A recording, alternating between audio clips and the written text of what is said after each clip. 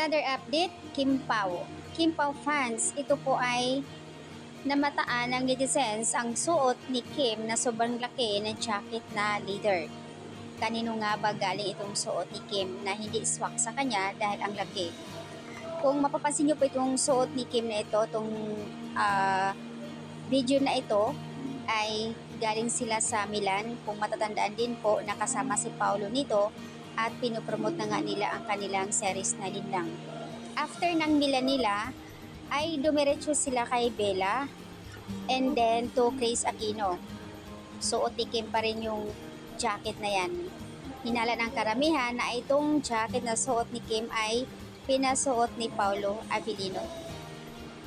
Napapansin nyo naman din na sabi ng karamihan din na si Paolo mahilig sa sombrero and jacket na leather.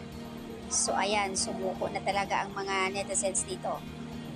Nung pumunta siya sa Switzerland to Villa, suot niya yan. Pero curious ako guys, sabi nila kung kaninong jacket yan. OMG, bakit ganito yung sinabi niya na binili ukay-ukay and navy talaga. Duda ako sa suot ni Kim.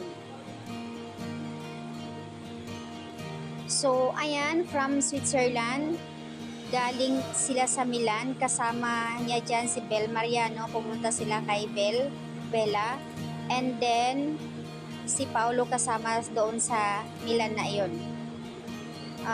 Pero kanino nga ba galing yung jacket na yan?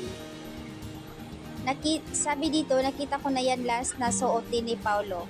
Baka nilamig lang si Kim kaya pinasuot sa kanya. OMG talaga. Ang himlay ng mga Kim Pao fans pagdating talaga sa kanila. Isang video rin na nakita na sinasabi nila si Jake Galvez daw, pero hindi, talagang si Paolo Abilino daw yon.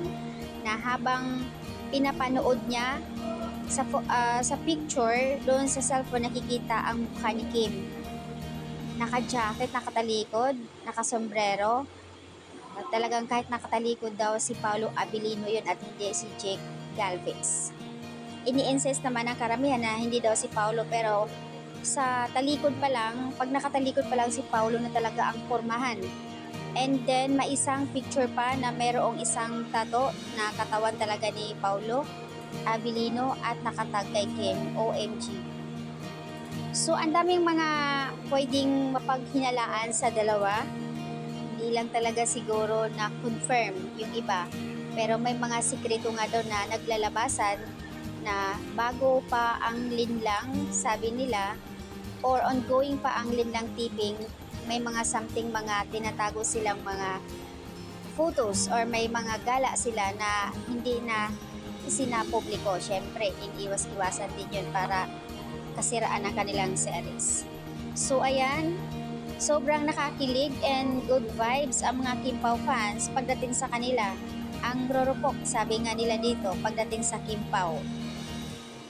Sabi dito ng isa, I'm 42 years old, pero pag nakita ko ang video nila, pag nakita ko yung mga post nila na kung minsan, pabiro pero nakinikilig ako sa kanilang dalawa, sobra.